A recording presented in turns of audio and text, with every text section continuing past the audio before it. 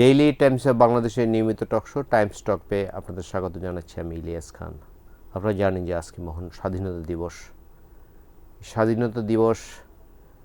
স্বাধীনতা দিবস থেকে শুরু হয়েছিল আমাদের মহান মুক্তিযুদ্ধ। সেই মুক্তিযুদ্ধে যারা বিশেষ করে ঢাকায় ক্র্যাক প্লাটুনের কথা আপনারা নিশ্চয়ই শুনেছেন, তারা কিন্তু বিভিন্ন জায়গায় নানা অপারেশন চালিয়ে পাকিস্তানি সেনাবাহিনীকে ব্যতিব্যস্ত রেখেছিলেন। তাদেরকে নানাভাবে মুক্তিযুদ্ধে যাতে বাঙালি জাতির উপরে যে নির্যাতন চালিয়েছে যাতে না চালাতে পারে সেই চেষ্টা করেছেন। আজকে আমরা এমন একজন অতিথিকে দেখেছি, তিনি ছিলেন এই ক্র্যাক প্লাটুনের সদস্য জনাব ইশতিয়াক আজিজ উলফাত। আপনাকে স্বাগত জানাচ্ছি।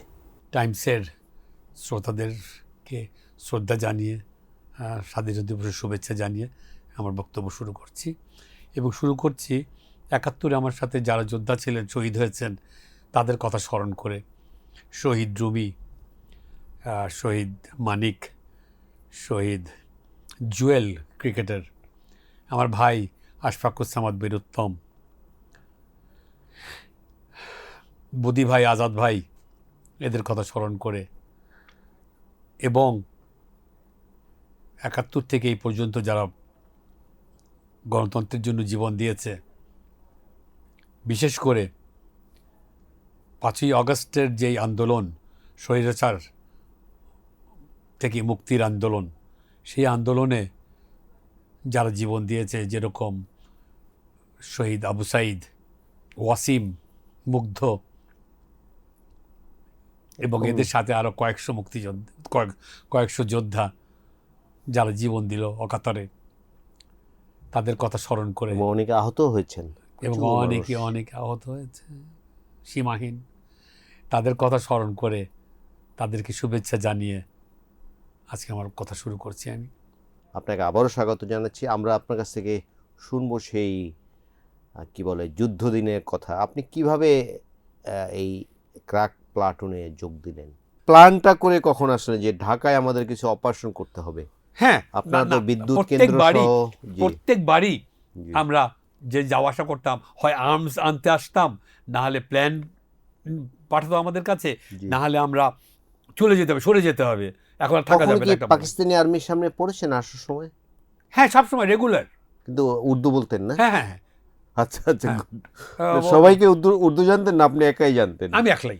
আচ্ছা আচ্ছা। ওরা, আপনি টিম লিডার ছিলেন যেহেতু আপনি উর্দু পারেন। আমি অনেককে নিয়ে চলতাম না, একজন কি দুজনকে নিয়ে চলতাম। জি জি জি। হ্যাঁ, তো টিম নিয়ে আমরা পরে আসলাম, ১২০ জন আমরা একটা টিম নৌকা করে আসলাম, বিরাট নৌকা করে। তখন ২৫০০ আমরা প্রথমে থেমেছিলাম। একদম সীমান্ত থেকে ২৫০০ এসে নৌকায়? না, কিছুটা পথ হেঁটে। ওইবারে কি ঢাকায় অপারেশন চালানোর প্ল্যান নিয়ে আসলেন ১২০ জন? হ্যাঁ হ্যাঁ, আমরা ততদিনে আমাদের অলরেডি ক্যাম্প হয়ে গেছে। আমরা কিছু কিছু জায়গায়, আমরা ঢাকা শহরে, আমরা তখন মানুষ আমাদেরকে কেউ জায়গা দিত না। হ্যাঁ, ওই শেল্টার পাওয়াটাই খুব কঠিন ছিল। রুমি সাহেব, উনি কি আপনাদের সঙ্গে ছিলেন? হ্যাঁ হ্যাঁ, রুমি, উনি আপনার বন্ধু ছিলেন? রুমি আমার বন্ধু ছিল। রুমির মা জাহানারা বেগম, জাহানারা খালাম্মা, উনি আর আমার মা দুজনই টিচার ছিলেন। জি হ্যাঁ, এবং দুজনই ফুল ব্রাইট স্কলারশিপে ওনারা আমেরিকা গিয়েছিলেন একসাথে। আচ্ছা আচ্ছা। আমার মা আর উনি বিফোর লিবারেশন 68-এ। জি জি। তো ওনাদের সাথে আমাদের একটা ঘরোয়া সম্পর্ক ছিল। তো রুমি মেলাগড়ি ছিল কিছুদিন।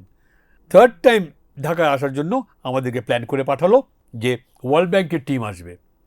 হ্যাঁ জি জি জি। তো ওটা সার্ভে করতে আসবে, ওটা টাকা পয়সা দেবে কি না, ওটা কি হচ্ছে এখানে। শোনা যাচ্ছে যে পাকিস্তান আর্মি একটা জেনোসাইড করেছে, তো সেটার একটা নিতে, দেখতে, আর মুক্তিযুদ্ধ হচ্ছে। হ্যাঁ, ওয়ার্ল্ড ব্যাংকের টিম আসার সঙ্গে আপনাদের সম্পর্ক কি? আমাদের সম্পর্ক হলো, খালেদ মুশাররফ সাহেব চিন্তা করলেন যে ওদের যাতে টাকা না দেয়, আচ্ছা আচ্ছা আচ্ছা, হ্যাঁ, ওয়ার্ল্ড ব্যাংক যে সাহায্য না করে, এবং তাদের মাধ্যমে পৃথিবীকে জানিয়ে দেয়া যে এখানে একটা রেজিস্ট্যান্স হচ্ছে, একটা যুদ্ধ চলছে। খালেদ মুশাররফ সাহেব খুব চৌকস অফিসার ছিলেন, অনেকে বলেন। চৌকস অফিসার, যেরকম সাহস সেরকম দেখতে। হ্যাঁ, আমাদেরকে যে বসিয়ে সবাইকে যে ব্রিফিং দিতেন, হ্যাঁ, আমরা না মনোমুগ্ধ হয়ে ওনার দিকে দেখতাম, যে একটা মার্লন ব্র্যান্ডো হ্যাঁ, কি হ্যান্ডসাম দেখতে, এই নীল শার্ট পরা, খাকি প্যান্ট, বুটের মধ্যে ইয়ে প্যান্ট ঢোকানো, জি, কোমরে জি। একটা রিভলভার। হ্যাঁ, উনি আমাদেরকে বলছেন তোমরা এটা করবে, তোমরা এইভাবে চিন্তা করবে।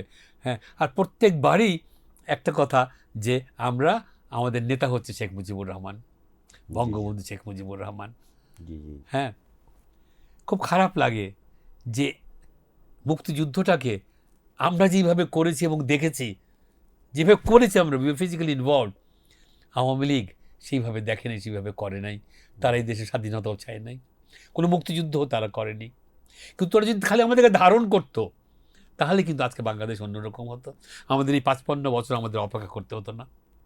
তো যাই হোক, আমাদেরকে ওয়ার্ল্ড ব্যাংকে ওই সময় হ্যাঁ, এসেছিলেন, যেটা বলছেন। ওয়ার্ল্ড ব্যাংকে আমরা প্ল্যান করে আমরা হোটেল ইন্টারকন্টিনেন্টাল ভিতরে আমরা কিছু এক্সপ্লোসিভ ঢুকিয়ে রেখেছিলাম। আচ্ছা, আচ্ছা, হ্যাঁ, আচ্ছা। তো একদিনকার প্ল্যান করে অনেক ইনভলভ ছিল এটার মধ্যে। আমি বাইরে ছিলাম,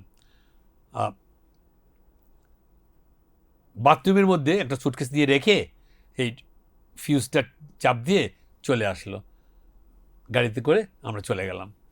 আমি ওটা ওই ব্লাস্ট হলো। ব্লাস্ট হলো, জি, জি, একদম জি। কাঁপিয়ে দিল হোটেল। তখন ক্র্যাক প্লাটুন হয়েছে? আর তখনও ক্র্যাক হই নাই আমরা আর কি। আচ্ছা, আচ্ছা। হ্যাঁ, তো আমরা এটা করার পর তো ওয়ার্ল্ড নিউজ হয়ে গেল, বোম জি। Blast at InterContinental. হুম, হ্যাঁ, হুম, এটা তো ওয়ার্ল্ড ব্যাংকের লোকেরাও ইয়ে করলো যে না, হ্যাঁ তো গন্ডগোল হচ্ছে। হ্যাঁ, হুম। তো আমাদের যে কাজটা দিয়েছিল আমরা সে সফলভাবে করলাম। আগেও ছোট ছোট মোটো কাজ দিত, সেগুলো আমরা সব সঠিকভাবে করতাম। তো পরে আমাদের ইয়েটা হলো এরকম যে আমরা ইলেকট্রিসিটি বন্ধ করে দেবো ঢাকায়। জি, জি। আমরা সুখে শান্তিতে আমরা তাদের ঘুরতে ফিরতে দেবো না, এবং যদি আমরা কিছুই না করতে পারি, তাও আমরা অন্ধকারের মধ্যে গিয়ে আমরা গুলি ফুটাবো এবং গ্রেনেড ব্লাস্ট করাবো, যাতে ওরা ভয় পায়। ভয় পায়, যাতে মানুষ জানি বুঝতে পারে যে মুক্তিযুদ্ধ হচ্ছে। হুম, হুম, হুম। এবং আমরা যা করতাম সেটা আবার আমরা পাঠিয়ে দিতাম খবর, ওটা আবার স্বাধীন বাংলা থেকে বলতো আজকে বিচ্ছুরা এই পেট্রোল পাম্প অ্যাটাক করেছে, এমআর আক্তার এবার সাহেব। এবার আক্তার মুকুল আজকে বিচ্ছুরা দেখায় দিছে ওইখানে। হ্যাঁ, হ্যাঁ, খুব সুন্দর করে উনি বলতেন। হ্যাঁ, হ্যাঁ। তো এটা বাংলাদেশিদেরকে উজ্জীবিত করত, তাদেরকে একটা একটা কিছু হতে যাচ্ছে, হ্যাঁ, সেই দিকে তারা ওইভাবে তারা শান্তি পেত ওটা নিয়ে। এই ক্র্যাক প্লাটুনে কতজন সদস্য ছিল আপনাদের? ১২০ জন বোধ হয় ইনঅল। ১২০ জন। হ্যাঁ, পরের এই দিকে রুমি সাহেব উনি ছিলেন। হ্যাঁ, হ্যাঁ, হ্যাঁ। তারপরে আরেকজন শহীদ হাসান আজাদ। আজাদ ভাই, হ্যাঁ, আপনি বললেন না? আজাদ, বদি, জুয়েল, কাজী কামাল উদ্দিন। কাজী ভাই আমাদের হিরো। কাজী ভাইয়ের মতন একটা যোদ্ধা হয় না। হ্যাঁ, উনি বেঁচে আছেন? না উনি মারা গেছেন কিছুদিন শহীদ আগে। না, পরে না মারা না না, গিয়েছেন। পরে এই কিছুদিন আগে মারা গেছেন উনি। জি, জি, জি। কাজী ভাই ওয়াজ এ ফেমাস বাস্কেটবল প্লেয়ার। ও আচ্ছা, আচ্ছা, আচ্ছা। হ্যাঁ, অ্যান্ড তখনকার বাংলাদেশে সবাই কাজী ভাইকে চিনত ঢাকা শহরের। He was so ঢাকায় popular. কদিন আপনারা এই ধরনের অপারেশন চালালেন? আমরা মাস ৬ চার মাসের মতন আমরা বড় অপারেশন হলো আমাদের। আমরা ৫টা পাওয়ার প্ল্যান্ট, হ্যাঁ, আমরা একসাথে অ্যাটাক করেছিলাম। প্রতি মুহূর্তে মৃত্যুর ঝুঁকি ছিল। প্রত্যেক মুহূর্তে আমাদের কোনোটা ছিল, কিন্তু আমরা কোনো সময় মৃত্যুটাকে আমরা রেকগনাইজ করতাম না। হুম, হুম, হুম। এই সাধারণ যেমন ইয়ে করতাম আমরা, কতদিন কত সময় কতভাবে, হ্যাঁ, আমাদের সাথে কনফ্রন্টেশন মানে ইয়ে হয়েছে পাকিস্তানের সাথে, আর্মির সাথে। সরাসরি গোলাগুলি হয়েছে? সরাসরি গোলামি তো অবশ্যই হয়েছে, জি, যে আমরা ক্যাম্প অ্যাটাক করেছি ইয়েতে, ফার্ম গেটে। জি, হ্যাঁ, জি, হ্যাঁ, ফার্মগেটের ঘটনাটি খুব আলোচিত। হ্যাঁ, হ্যাঁ, হ্যাঁ, ওটার মধ্যে ফায়ার এক্সচেঞ্জ ফায়ার হচ্ছে, আমি ওটাতে ছিলাম না। জি। হ্যাঁ, অন্যেরা ছিল, কিন্তু হয়েছে। আর আমরা বিশেষ তখন আপনাদের যোগাযোগের কি মাধ্যম ছিল? ধরেন আপনারা তো একজন এক জায়গায় থাকতেন। হ্যাঁ, খবর কিভাবে পাঠাতেন যে আজকে এই জায়গায় অপারেশন হবে, আমাদের কজন থাকতে হবে? কি ধরুন, এখানে তো মোবাইল আছে, ফোন করলেই পাওয়া যায়। আমাদের কয়েকটা জায়গা ছিল থাকার। জি, হ্যাঁ, আর আমরা কয়েকটা জায়গায় আমরা একসাথে হতাম, হয়ে আমরা প্ল্যান করতাম যে কি করব আমরা। আমরা একবার একটা প্ল্যান নিলাম যে ঢাকার 4টা জায়গায় আমরা গ্রেনেড মারব, জি, জি, হ্যাঁ, জনসমক্ষে। জি, সেটার একটা প্ল্যানিং করলাম। আরেকবার প্ল্যান করলাম যে ঈদের আগে তারা অনেক শপিং করছে পাকিস্তানিরা, বিহারিরা, জি, জি, হ্যাঁ, এই রাজাকার, আল বদর, আল শামস, এরা জামাতের লোকেরা। তো আমরা বললাম যে এইটাতে একটু ব্যাঘাত দিতে হয়। তখন আমরা প্ল্যান করলাম যে ঢাকা সবচেয়ে বড় শপিং মল ছিল গানিজ নামে, ওই জিপির উল্টা দিকে, জি, হ্যাঁ, জি। একটা শপিং সেন্টার ছিল। আচ্ছা, আচ্ছা, আচ্ছা। এই এখন যে সমস্ত বড় বড় শপিং সেন্টার আছে, জি। ওগুলির শুরু হয় ওরকম আচ্ছা, গানিজ থেকে। সো জি। গানিজে আমরা অ্যাটাক করলাম। হ্যাঁ, করেছিলেন। হ্যাঁ, হ্যাঁ, হ্যাঁ, গানিজে অ্যাটাক করলাম আমরা। এই যে এরকম, ফার্মগেটের যুদ্ধের কথা বলেন, কোন পাকিস্তানি আর্মি মারা গিয়েছিল? হ্যাঁ, হ্যাঁ, হ্যাঁ, হ্যাঁ, 5-7 জন মারা গিয়েছিল ওটাতে। জি, জি, জি। তো আপনাদের কোনো ক্যাজুয়ালিটি ছিল? আমাদের কোনো ক্যাজুয়ালিটি ছিল না। আমরা তো শহীদ আমরা তো রুমি। অতর্কিত হামলা, আমাদের সবসময় হিট অ্যান্ড রান। আমরা মেরে হয় অন্ধকারের মধ্যে, নাহলে গুপ্তভাবে, নাহলে ফলো করে দেখতাম যে এই এই এই আর্মি অফিসারের কোথায় কোথায় যাতায়াত আছে, হ্যাঁ, জি, জি, তাকে জি। অন্ধকারের মধ্যে আমরা ঘায়াল করতাম। শহীদ রুমি যেদিন শহীদ হন বা তাকে যেদিন ধরে নেওয়া হয়, আপনাকে তখন খবর পেয়েছিলেন না? হ্যাঁ, খবর পেলাম আমরা। আমাদের একটা বাসার নামে আমাদের এক বন্ধু, ও গুলশান থেকে আসছিল শহরের দিকে। তো পায়ে ওর এখানে পিস্তল ঢুকানো ছিল। তো এই কোনো এক জায়গায় একটা বিয়েতে, আম, এই চেকপোস্টে ওটা ওটা লক্ষ্য করে, পাকিস্তানি হ্যাঁ, আর্মি। পাকিস্তান আর্মি ওকে ধরে ফেলে। জি। ধরে টর্চার করে ওর কাছ থেকে আমাদের নাম, আমাদের ও, ঠিকানা, হ্যাঁ, এগুলি এগুলি এগুলি নেয়। সবার। সবারটা তো আর সবাই জানতো না, কিছু দেয়। তো আমাদের অনেকের বাড়ি রেইড হলো। মগবাজারে বোধহয় একটা বাড়ি রেইড হয়েছিল, হ্যাঁ, হ্যাঁ, আমরা হ্যাঁ, বইতে পড়েছি। হ্যাঁ, হ্যাঁ। তো ওই সব বাড়িগুলো রেইড হলো। তো আমরা তখন ঘর ছাড়তে লাগলাম, হ্যাঁ, যে অনেকে আমরা চলে গেলাম ব্যাক টু ক্যাম্প, জি, জি। আর অনেকে আমরা ঢাকায় রইলাম। একটু ক্যাম্প মানে কি আগরতলা আবার? হ্যাঁ, আগরতলা। আপনি তো জানেন, আপনি তখন ঢাকায় ছিলেন। আমি তখন ঢাকা ছিলাম, আমি বেশ কয়েকবার গেছি এসেছি, কিন্তু আমি ঢাকা ছিলাম তখন। জি, তো ওটা এরকম হলো যে আলমের বাসা রেড করলো। আলমের বাসায় তখন 3-4 জন ঘুমাচ্ছে ওখানে, হ্যাঁ, জি। পাকিস্তান আর্মি রেড করলো। রেড করার পর আলম ছিল না। তারপরে এই কাজী ভাই ছিল, কাজী কামাল। কাজী কামাল ছিল। তো উনি যখন দেখলো যে শেষই হয়ে যাবে, এখন মেরে ফেলবে, জি, উনি একটা স্ট্যান্ড গান ছিনিয়ে নিয়ে, জি। হ্যাঁ, লাফ দিয়ে উনি বেরিয়ে গেলেন। বেরিয়ে গেলেন। যেতে যেতে ওনার যে লুঙ্গি ছিল সেটাও খুলে পড়ে গেছে। উনি ওই উলঙ্গ অবস্থায় দৌড়াতে দৌড়াতে এক বন্ধুর বাসায় গিয়ে, হ্যাঁ, কাপড় চোপড় নিয়ে ওখান থেকে পালালেন। তো এরকম ঘটনা ঘটতে লাগলো। এনিওয়ে, যখন আমি যখন ক্লোজেস্ট টু অ্যারেস্ট বা একটা ইয়ের কাছে মধ্যে আসি, সেটা হলো গিয়ে যে সামাদ ভাই, আব্দুল সামাদ নামে এক ভদ্রলোক আমাদেরকে সাহায্য করতেন, মুক্তিযোদ্ধা, পরবর্তীতে আব্দুল সামাদ বীর প্রতীক। উনি অ্যারেস্টও হন। তা একটা সাহসী মানুষ, সাহসী ব্যক্তিত্ব। তারপর ঢাকায় কতদিন ছিলেন ওই ক্র্যাক প্লাটুনের অপারেশনগুলোতে? শেষ দিন পর্যন্ত ছিলেন না এর আগে না, আবার আপনারা গিয়ে চলে আমি গেছেন? আমি একটু আগে আমার গিয়ে যেতে হয়েছে। তার কারণ এই যে রেডগুলো হতে লাগলো, জি, জি, তো আমার আমার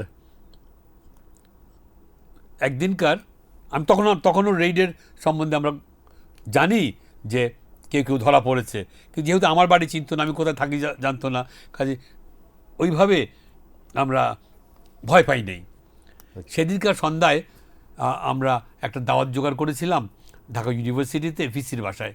ভিসি ওখানে মিলাদ হবে একটা, তো আমরা সেদিকে ভিসিকে মারবো, হ্যাঁ, ও, আমি আর সামাদ ভাই। তো আমি ভিসি একটা কি পাকিস্তান পন্থী ছিলেন? পাকিস্তানপন্থী ছিল, ভিসি ছিলেন Absolutely. কে? বলে গেছিলাম কি, শহীদুজ্জামান নাকি শহীদুল হক, এরকম কিছু একটা হবে। তো আমরা তাকে মারবো। তো আমরা রেডি হয়ে প্ল্যান করে, আমরা টুপি পরে, সাদা পায়জামা পাঞ্জাবি পরে, আমি কেবল ঘর থেকে বের হয়েছি। বাড়িটা ছিল, আপনি কি জানতেন আগে কোথায় পাকিস্তান চাইনিজ এমবেসি ছিল? মগবাজারে। হ্যাঁ, এই যে এখন একটা রেস্টুরেন্ট হয়েছে বোধহয় ওখানে। আচ্ছা, ওই তাজ হোটেল ছিল বাম দিকে, জি, এই বড় রাস্তার কোনাটার মধ্যে, জি। হ্যাঁ, একটা চাইনিজ এমবেসির পাশ দিয়ে একটা গলি গেছে, হ্যাঁ, এখনো আছে, মিডিয়া গলি বলে। হ্যাঁ, গলিটা হলো ডেড এন্ড, হ্যাঁ, আর কিছু ওইদিকে যেতে পারবে জি, না। জি, জি। তো ভিতরের দিকে হাফিজ ভাই থাকতো। আমরা হাফিজ ভাই উনি মুক্তিযোদ্ধা। মুক্তিযোদ্ধা, এবং উনি বাংলাদেশ রেডিওতে, পূর্ব পাকিস্তান রেডিওতে কাজ করতো। জি। তো ওনাকে পরে আমরা ব্যবহার করব, মানে উনি আস্তে আস্তে করে এক্সপ্লোসিভ ইয়ের ভিতরে নিচ্ছিলেন বাংলাদেশ রেডিওতে, যে আমরা ওখানে একটা ব্লাস্ট করাবো। আচ্ছা আচ্ছা হ্যাঁ, পাকিস্তান, পুরো পাকিস্তান রেডিও জি, জি, স্টেশনে। জি। তো উনি ব্যাচেলার ছিলেন, আর সামাদ ভাই একটা ছোট্ট বাচ্চা নিয়ে থাকতেন মেইন রোডের উপরে। আচ্ছা হ্যাঁ, আর গলিটা তার বাড়ির পাশ দিয়ে, একদিকে চাইনিজ এমবেসি গলি, ঠিক এই পাশে হলো তার বাসা। ঢাকা নিয়ন সাইন তার বাসার সামনে লাগা ছিল। তো এনিওয়ে, আমি সেদিনকার সন্ধ্যায় আমরা আমরা আমরা সেই ভিসির বাসায় গেলেন? হ্যাঁ, না যেতে পারিনি আমরা, ওই বাসায় অ্যাটাক করবো আমরা। হলো কি,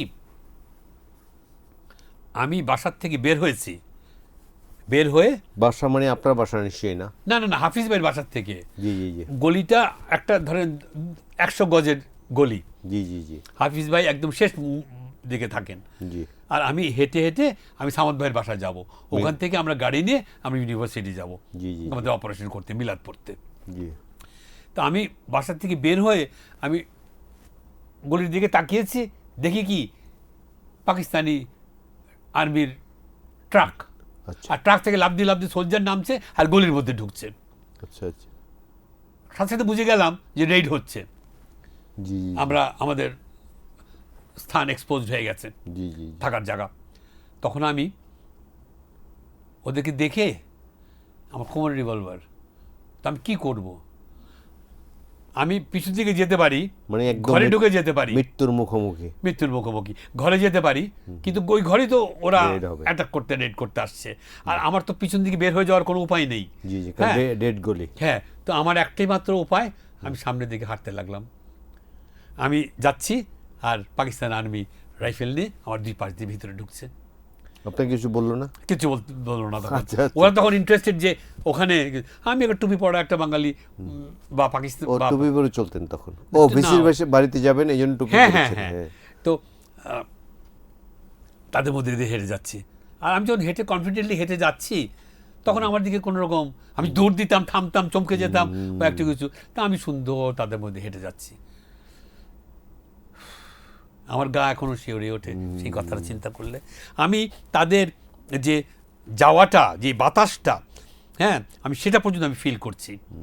তো আমি মেন রাস্তায় বের হয়ে উঠলাম, উঠে তা আমি ডান দিকে মোড় নিলাম, ওই মগবাজারের সার্কেলের দিকে, মগবাজারের মোড়ের দিকে। জি জি জি তা আমি ওকে ঘুরে দেখলাম আমার তো সঙ্গে সঙ্গেই।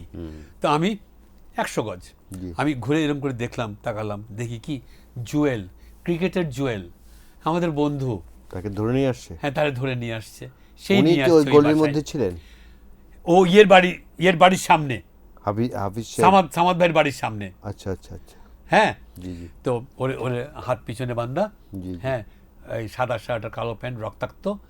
তো জুয়েল বাড়ি দেখিয়ে দিয়েছে মিশ। টর্চারে।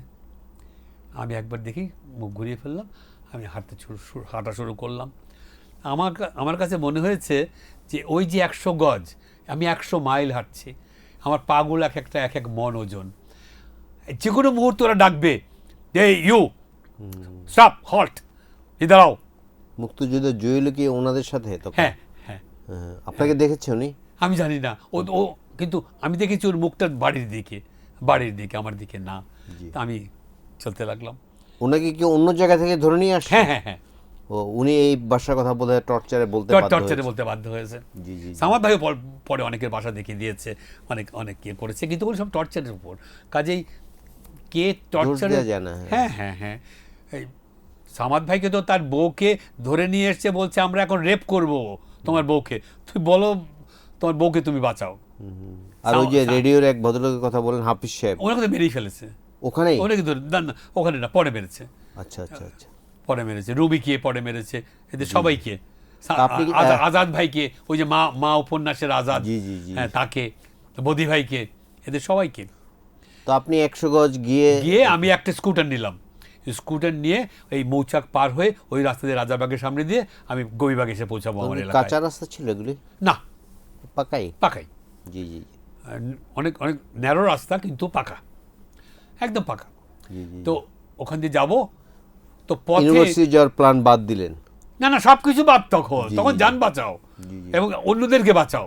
জি, তো জি। পথে যেতে যেতে ওই রাজারবাগ পুলিশ লাইনের উল্টা দিকে থাকতেন সুরকার আলতাফ মাহমুদ। জি জি জি আলতাফ মাহমুদের বাসায় তার কয়েকদিন আগেই আমরা কিছু অস্ত্রপাতি এই প্লাস্টিকে জড়িয়ে আমরা তাদের বাগানে পুঁতে রেখে এসেছিলাম। জি জি হি ওয়াজ উইথ আস, জি he was part of us. I no.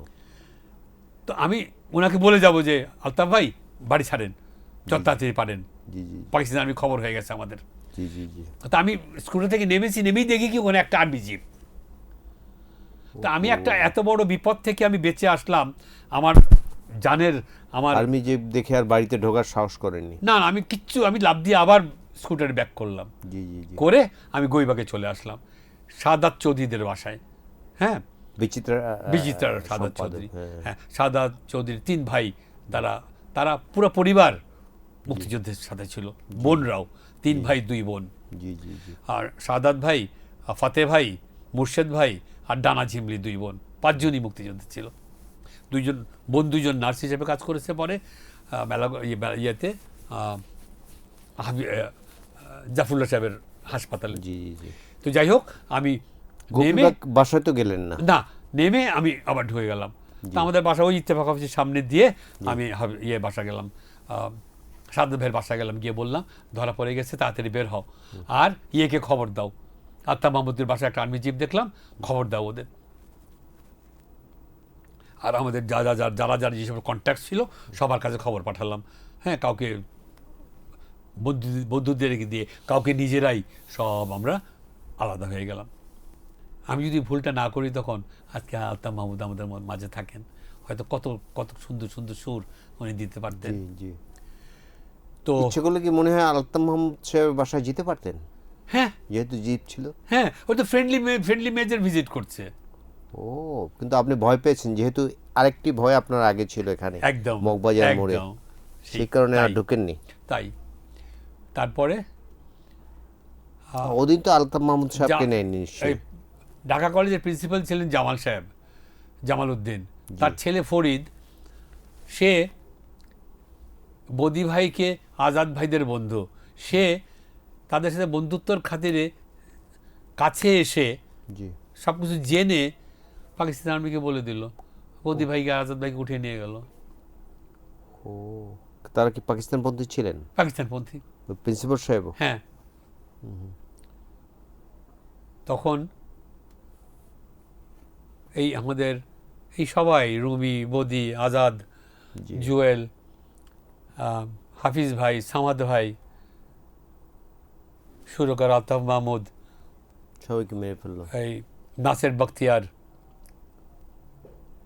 এখন অগ্রণী ব্যাংকের চেয়ারম্যান, হ্যাঁ চিনি ওনাকে। ও, হ্যাঁ, মানে এদের সবাইকে অ্যারেস্ট করলো? সবাইকে অ্যারেস্ট করে ধরে নিয়ে গেল। নাসির বখতিয়ার সাহেবকে পরে ছেড়ে দিয়েছে? হ্যাঁ, ছেড়ে দিয়েছিল। আচ্ছা আচ্ছা আচ্ছা। তো আমাদের এই ক্র্যাক প্লাটুনের একটা বিরাট ক্ষতি হয়ে গেল। এরপর কি অপারেশনগুলো মোটামুটি বন্ধ হয়ে গেল? না, আপনি যে চোরাগুপ্তা না, যদি বলি, আমরা আমার জন্য একটু ইয়ে হলো, তার কারণ সেই মাসেই আমরা ওই ইলেকট্রিক প্ল্যান্টগুলো উড়ালাম। তারপরে এটা কোন মাস? এটা November? August August August August জি 31 অগস্টের শেষে, জি। August, September, October. আব্বাকেও ধরে নিয়ে গেল। ও, আপনার আব্বাকে ধরে নিয়ে গিয়েছিল? হ্যাঁ হ্যাঁ হ্যাঁ হ্যাঁ। ওনাকে পরে ছেড়ে দিয়েছিলেন? না না, ছেড়েছে, হ্যাঁ ছেড়েছে, অনেক টর্চারের পর, অনেক ইয়ের পর। তো আব্বাকে ধরে নিয়ে যাওয়ার একটা ছোট্ট গল্প আছে। আতাউস সামাদ হচ্ছে সাংবাদিক, আমার চাচা। জি, একটু। চাচারা নিচতলায় থাকে, আমরা উপরতলায় থাকি। তো পাকিস্তান আর্মি, গোপীবাগী? না, এটা নয়াপল্টনে। হ্যাঁ চিনি, স্যারের বাসা আমি হ্যাঁ, চিনি। ওইসিস নামে লালবাড়ি, জি হ্যাঁ, জি জি ওই বাসায়। তো পাকিস্তান আর্মি এসে ইয়ে করলো, চাচা কোনো সময় বাসা থাকতেন না, জি জি জি। হ্যাঁ, কারণ তাদের পেরি ধরে নিয়ে যাবে। তো বাসা আর্মি আসলো, এসে আমার বাবাকে চেয়ারে বসালো এরকম, বসিয়ে বলল যে তোমার কয় ছেলে? জি তো বলল যে আমার 4 ছেলে। বলে যে নাম বলো। বললো নিঃসার তৌফিক, ইশতিয়াক, শৌকি। উলফত বললো না। বলে তোমার উলফত নামে কোনো ছেলে নেই? তখন রাজাকার যেটা সাথে ছিল বলে কি যে না না, আসে উলফত ওনার ছেলে। কয় ওই ওনার মারে ডাকেন, ওনার মারে ডাকে আনেন। ওই রাজাকারকে কি পরে চিহ্নিত করেছে? না, পাই নাই। আচ্ছা আর আচ্ছা। যে ক্যাপ্টেনটা ছিল জি। তারও পাই নাই। তো আমার দাদিকে নিয়ে আসলো, দাদিকে নিয়ে বলল যে বলো ওরে নাম বলতে তোর ছেলের, তোমার তোমার কয়টা ছেলে, এই ছেলে তোমার, এই তোমার ছেলে, বলে হ্যাঁ। ওনার কয়টা ছেলে, দাদি বললো যে 4টা, বলে নাম বলো। নিশাত, তৌফিক, উলফাত যেই বলছে, আব্বার একটা থাপ্পড় মারছে ক্যাপ্টেন স্পিনগুল, একদম থাপ করে কানের মধ্যে। Pakistani captain. Let's go take him, নিয়ে গেল। আব্বাকে টর্চার করলো 17 দিন। হ্যাঁ, পা উপরে দিয়ে মাথা নিচে দিয়ে মারতো মারতো। পরে আব্বা বলতো 3-4টার বাড়ির পরেই তো আমি অজ্ঞান হয়ে যেতাম, পরের মারগুলো আমি আর জানতাম না। 2 ঘন্টা পরে যখন জ্ঞান ফিরে আসতো তখন সারা গা ব্যথা, জ্বর। তো আমি মনে করতাম যে এই মারটা তো তোমার উপরে পড়তো, তুমি ধরা পড়লে, আমার উপরে পড়ছে, ঠিক আছে। তো আমার আব্বার একটা বন্ধু ছিল, আব্বার 3 বন্ধু একসাথে বড় হয়েছে। নজরুল ইসলাম সাহেব আওয়ামী লীগের প্রেসিডেন্ট, অস্থায়ী প্রেসিডেন্ট, উনি, আমার আব্বা ইজুসামাদ, আর পরে উনি ব্রিগেডিয়ার শামসুল ইসলাম, পাকিস্তান আর্মি। উনি পাকিস্তানের জন্য অপ্ট করেছিলেন। হি ওয়াজ ক্লোজ উইথ ইয়াহিয়া খান। হ্যাঁ, ওই সময় আব্বাকে যখন টর্চার করছে তখন উনি পাকিস্তানে, আম্মা একটা প্লেনে করে চলে গেলেন পাকিস্তান।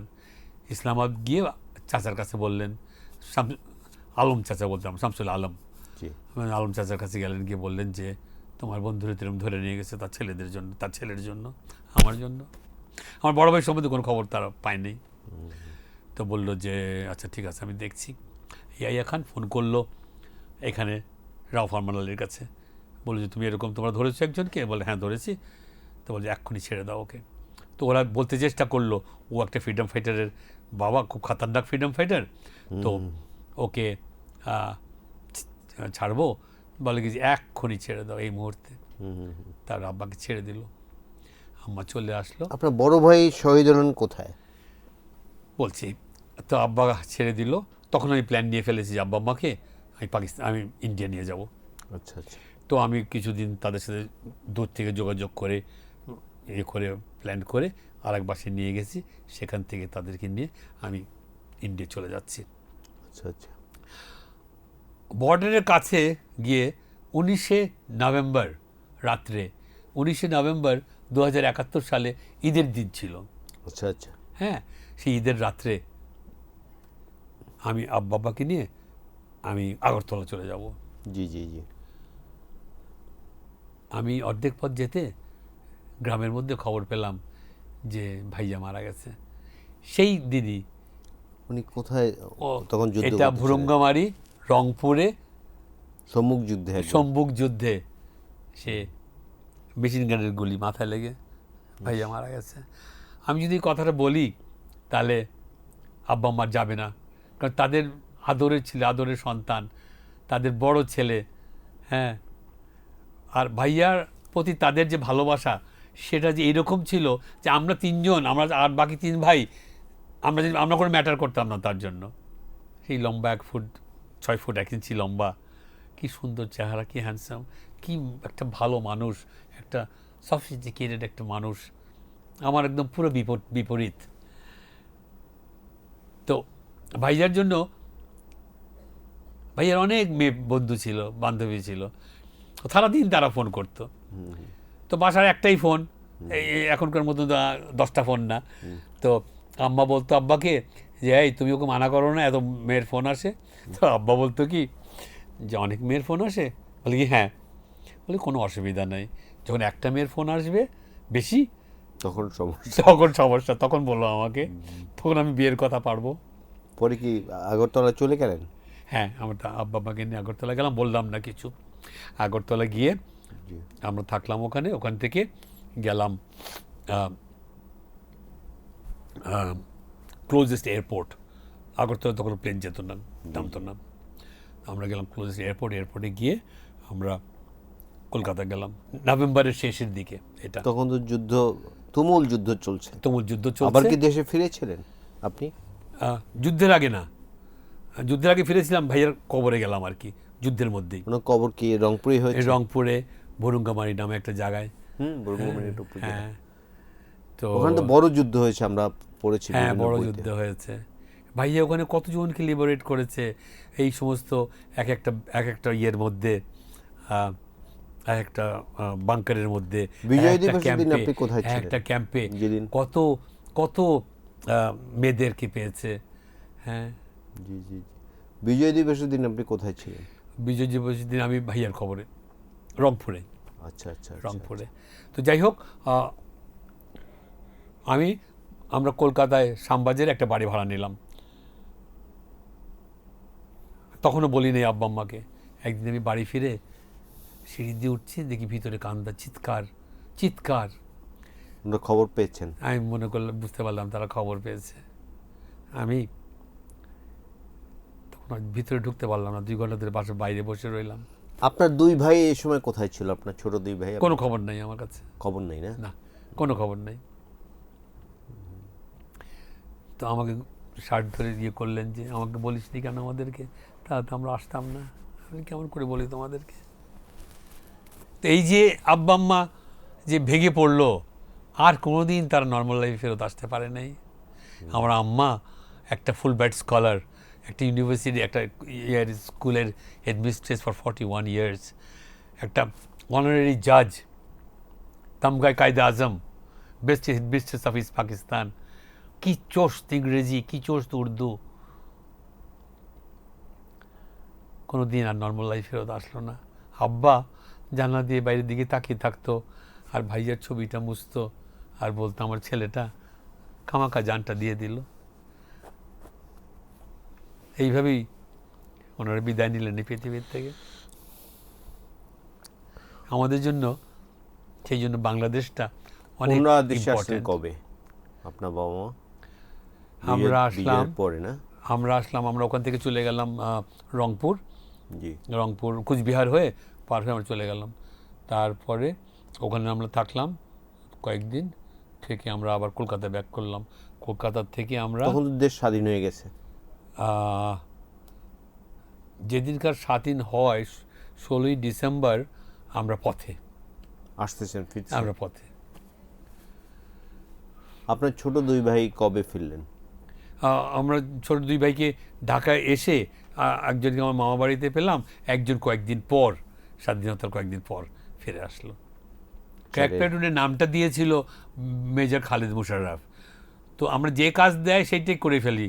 হ্যাঁ, তো তখন উনি বলতেন তোমাদের মাথা খারাপ, তোমরা ক্র্যাক। হ্যাঁ ও হ্যাঁ, তো ক্র্যাকের দুটা মানে আছে, একটা হলো যে যার মাথা খারাপ, ক্র্যাক জি, জি, মানুষ, crack। আর একটা হলো যে ভাঙে জিনিস, ভাঙে, হ্যাঁ, জিনিসটা ক্র্যাক করে গেছে। আর আরেকটা হচ্ছে ক্র্যাক শুটার। হ্যাঁ, যারা অনেক দূর থেকে একটা জিনিস উড়িয়ে দিতে পারে, ওকে বলা হয় ক্র্যাক শুটার। আপনার তিনটেই ছিলেন বলা যায়। বলা যায়, বলা যায়। জি, জি। এই উনার কাছ থেকে এই ক্র্যাক প্লাটুন নামটা হয়েছে। আমরা মুক্তিযুদ্ধের দীর্ঘ আলোচনা শুনলাম, অনেক কিছু আমরা জানতাম না, আজকে জানলাম আমাদের প্রখ্যাত মুক্তিযোদ্ধা জনাব ইশতিয়াক কাজী উলফাতের কাছে। বাংলাদেশের মুক্তিযুদ্ধের চেতনা, মুক্তিযোদ্ধা এবং এই দেশের স্বাধীনতা, সার্বভৌমত্ব অবিচল থাকুক, এই প্রত্যাশা রেখে আজকে আলোচনা আমরা শেষ করছি। আপনাদেরকে আবারও ধন্যবাদ।